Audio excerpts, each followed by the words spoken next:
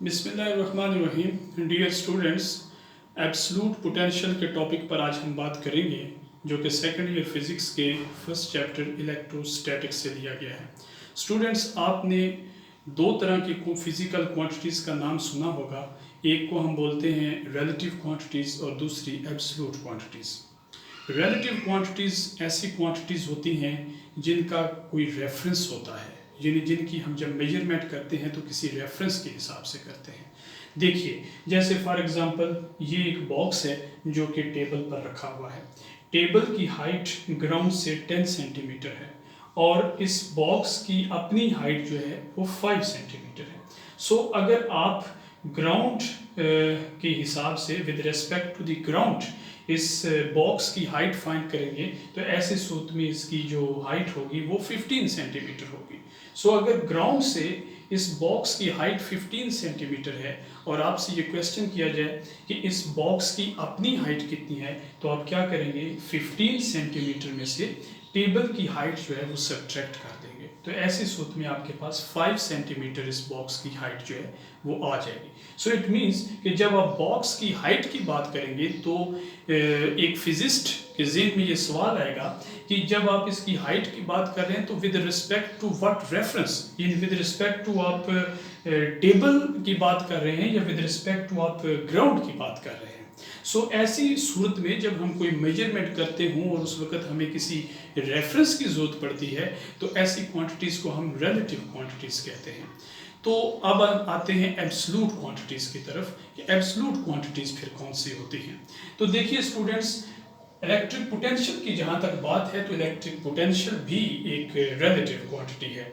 जैसा कि हमने लास्ट लेक्चर में ये डेफिनेशन इलेक्ट्रिक पोटेंशियल की स्टडी की थी कि अगर हम एक इलेक्ट्रिक चार्ज Q0 को किसी दूसरे चार्ज की इलेक्ट्रिक फील्ड के अंदर मूव करवाते हैं तो ऐसी सूरत में क्या होगा कि अगर हम अगेंस्ट द इलेक्ट्रिक फील्ड इस यूनिट पॉजिटिव चार्ज को मूव करवाएंगे तो वो जो एनर्जी, जो वर्क हम उस पर करेंगे वो उसके अंदर एज ए इलेक्ट्रिक पोटेंशियल जो है वो इलेक्ट्रिक पोटेंशियल एनर्जी वो उसके अंदर स्टोर हो जाएगा।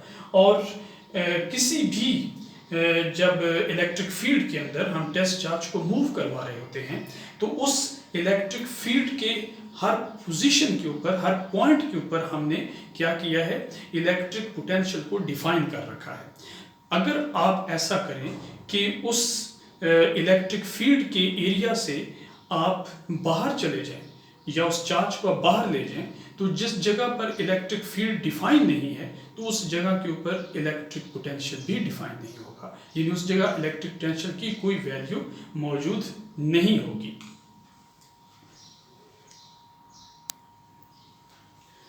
फॉर एग्जाम्पल आप इस चार्ज को देखिए, ये Q चार्ज है और इसकी वजह से इलेक्ट्रिक फील्ड इसके इर्द गिर्द मौजूद है।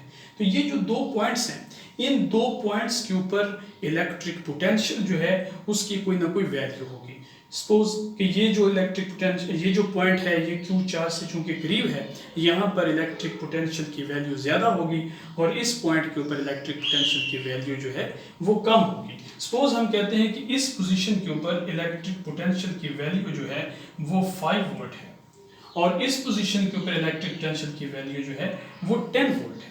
तो हम ये कह सकते हैं कि अगर आप इसको 5 वोल्ट बोल रहे हैं और इसको आप 10 वोल्ट बोल रहे हैं तो इन दोनों के दरमियान जो इलेक्ट्रिक पोटेंशियल का डिफरेंस है वो 5 वोल्ट का होगा। लेकिन जब आप इस पोजीशन पर इलेक्ट्रिक पोटेंशियल को 10 वोल्ट बोल रहे हैं तो फिर आपने इस 10 वोल्ट की जो मेजरमेंट है वो कहाँ से की है, यानी आपने इस जगह जो पैमाइश की है वो 10 वोल्ट की, तो आपने 0 से 10 वोल्ट तक मेजरमेंट की होगी।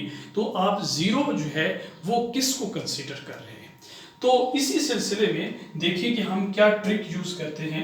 हम कहते हैं कि हम इस चार्ज की इलेक्ट्रिक फील्ड से कहीं दूर निकल जाते हैं, हम एक ऐसी पोजीशन पर पहुंचते हैं जहां पर इस चार्ज की इलेक्ट्रिक फील्ड का असर मौजूद नहीं है। सपोज कि वो ये पॉइंट है, ये एक दूर पॉइंट मौजूद है।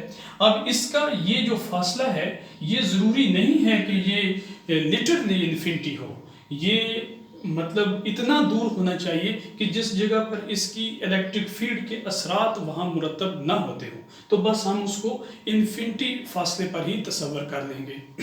तो अब इस पॉइंट के ऊपर जो अगर हम इस पॉइंट को जो है ए पॉइंट मान लें, तो इस पॉइंट के ऊपर इलेक्ट्रिक पोटेंशियल की आप क्या फिर वैल्यू देंगे? जब यहाँ पर इलेक्ट्रिक फील्ड ही मौजूद नहीं तो इलेक्ट्रिक पोटेंशियल यहाँ पर क्या होगा? जीरो होगा। तो इस जगह से अगर आप Q नॉट, ये जो हमारा यूनिट पॉजिटिव चार्ज है, और इस पोजीशन पे जहाँ पे इसको मैं B पॉइंट बोल देता हूँ, तो इस जगह पर सपोज कि इलेक्ट्रिक पोटेंशियल की वैल्यू जो है VB है।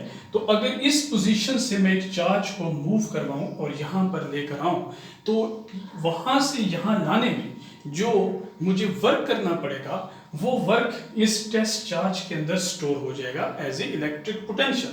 तो ये चूंकि पोजीशन जो है बहुत दूर है, इसलिए इस जगह पर चूंकि इलेक्ट्रिक पोटेंशियल को हम जीरो मान रहे हैं, सो इसलिए VA के लिए हम यहाँ पर क्या पुट कर देंगे? जीरो, और VB को equal to W infinity to B, यानी इन्फिनिटी डिस्टेंस से हम इसको B पोजीशन पर लेकर आए हैं Q नॉट यूनिट चार्ज को। तो ऐसी सूरत में हमारे पास ये इक्वेशन बनती है। अब चूंकि यहाँ पर दूसरा कोई रेफरेंस तो मौजूद नहीं है, इसलिए हम क्या कर रहे हैं? हम ड्रॉप कर रहे हैं इन सबस्क्रिप्ट्स को। सो नतीजे में क्या होगा कि V is equal to W over Q naught. तो अब ये जो इलेक्ट्रिक पोटेंशियल है, इस इलेक्ट्रिक पोटेंशियल को बोलते हैं एब्सोल्यूट पोटेंशियल। ये बोला जाता है एब्सोल्यूट पोटेंशियल। हालांकि मुझे इस एब्सोल्यूट लफ्ज का यहाँ पर कोई मतलब एग्जैक्ट ये कोई अच्छा लफ्ज नहीं है यहाँ पर।